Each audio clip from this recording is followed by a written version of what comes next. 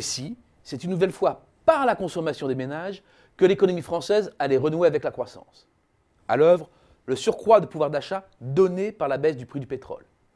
Le prix du baril est brutalement descendu depuis la mi-juin, cédant jusqu'à 51% de sa valeur en euros. Même s'il s'est un peu repris depuis, la chute reste impressionnante. Si bien que l'on peut miser sur un prix du baril proche de 50 euros en moyenne sur l'ensemble de l'année. Comparé aux 74 euros enregistrés en 2014, environ 100 $, cela équivaut à une baisse de 32%.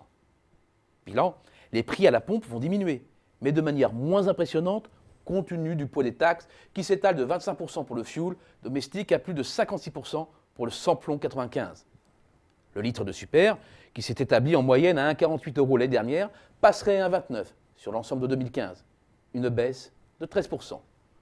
Pour le gasoil, malgré une taxation en hausse, le prix du litre tomberait à 1,10 €, moins 15%. Pour le fioul domestique, c'est encore plus impressionnant. La chute dépasse 22%. Compte tenu du poids de chaque poste dans la consommation totale, l'économie espérée pour l'ensemble de l'année s'élève à 8 milliards d'euros pour les ménages. Et encore, ce chiffre n'intègre pas les effets de second tour de la baisse du pétrole sur tous les prix des produits dont la composition comprend du pétrole ou ses dérivés. 8 milliards d'euros. L'enveloppe est bien garnie. C'est un gain instantané de 0,6 points de pouvoir d'achat pour l'ensemble des Français, l'équivalent de 275 € par ménage. De quoi provoquer un véritable choc de consommation. Un choc potentiel car reste une inconnue, et elle est de taille. Que vont faire les ménages de cette cagnotte providentielle? La dépenser ou l'épargner? La réponse ne peut être qu'une réponse de Normand, les deux. Mais dans quelle proportion? 4 éléments sont à considérer.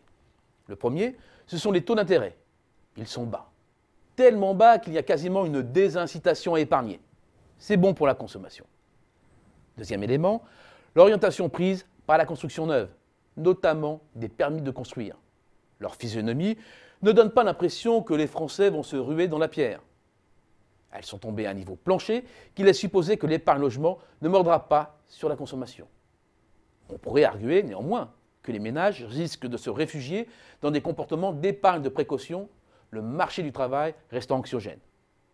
Aussi, quand un complément de pouvoir d'achat est dû à des facteurs ponctuels et n'est donc pas considéré comme un revenu permanent, alors que l'environnement économique est morose, les ménages ont d'abord tendance à épargner. Mais ce scénario n'est pas le plus probable. 1. Parce que la légère embellie de la demande pourrait marquer une trêve dans la hausse du chômage. 2. Parce que ce sont d'abord les ménages modestes, ceux qui sont les plus éloignés des centres-villes, les plus énergivores, qui vont d'abord profiter de la baisse du pétrole. Ceux qui ont la propension à consommer la plus forte.